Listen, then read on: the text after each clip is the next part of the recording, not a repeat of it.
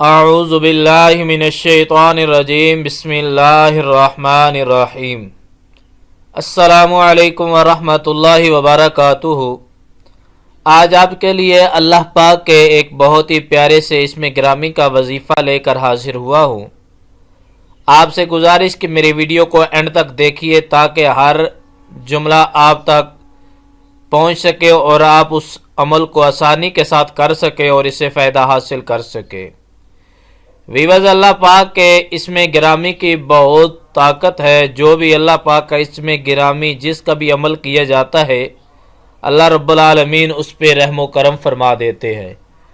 اور تفسیر قرآن مجید کی صراط الجنان میں مفتی محمد قاسم عطاری آپ بیان فرماتے ہیں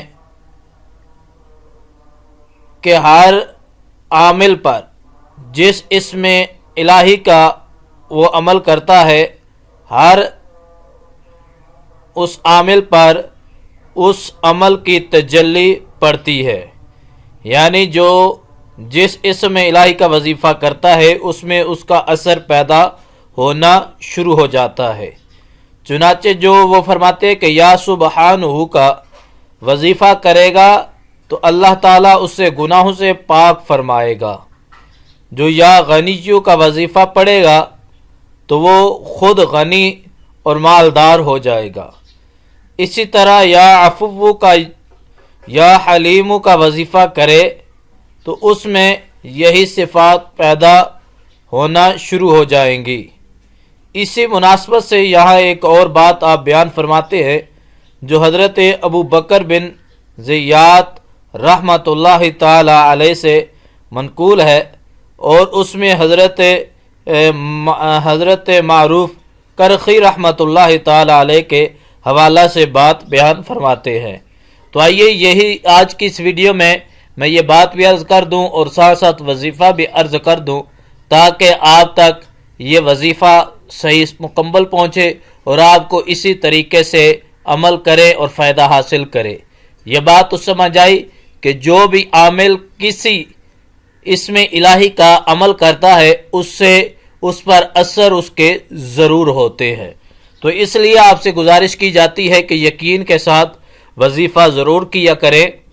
وظیفہ بتانے والے کو نہ دیکھے، یہ دیکھے کہ کس ذات پاک کے اسم گرامی کا یہ وظیفہ ہے یا کس کتاب سے یہ وظیفہ بیان کیا جا رہا ہے۔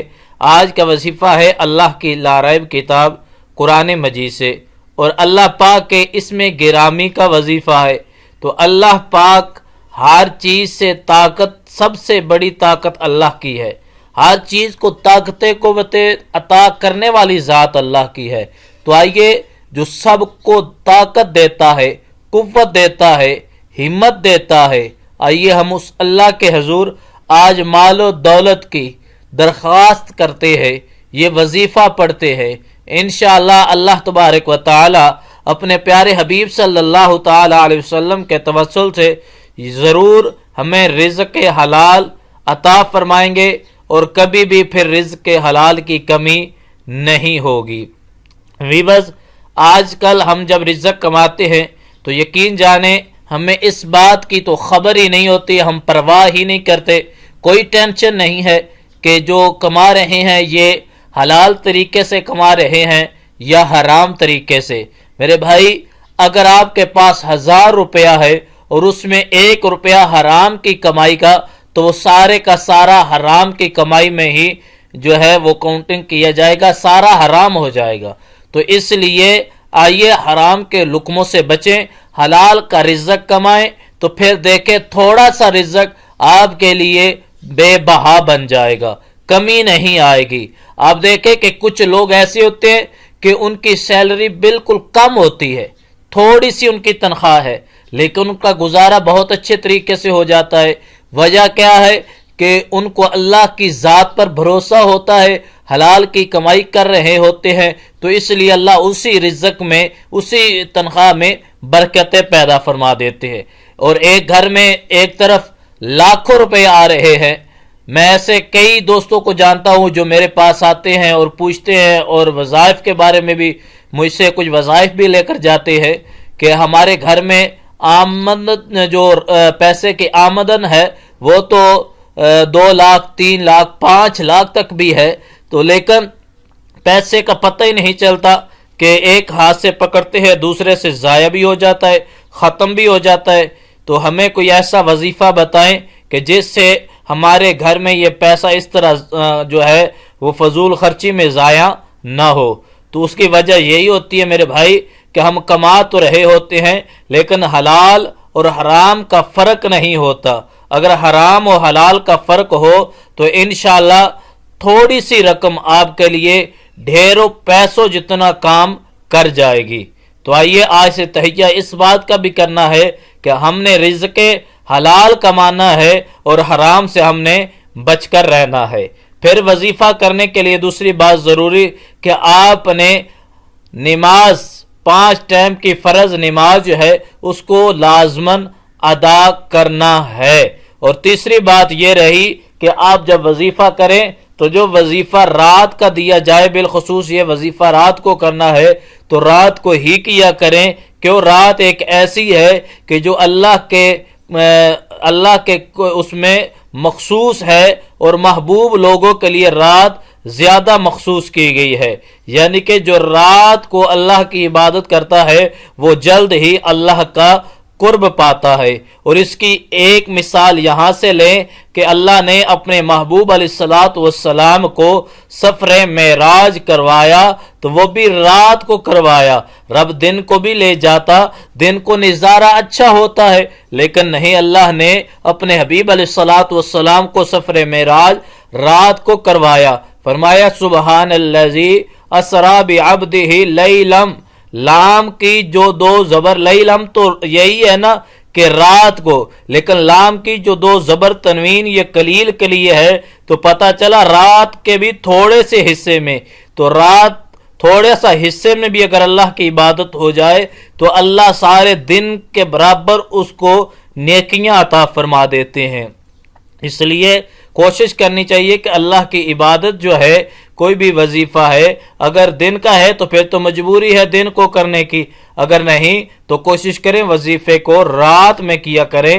رات کو وظیفہ جو کیا جاتا ہے اس کا اثر بہت ہی جلد ہوتا ہے۔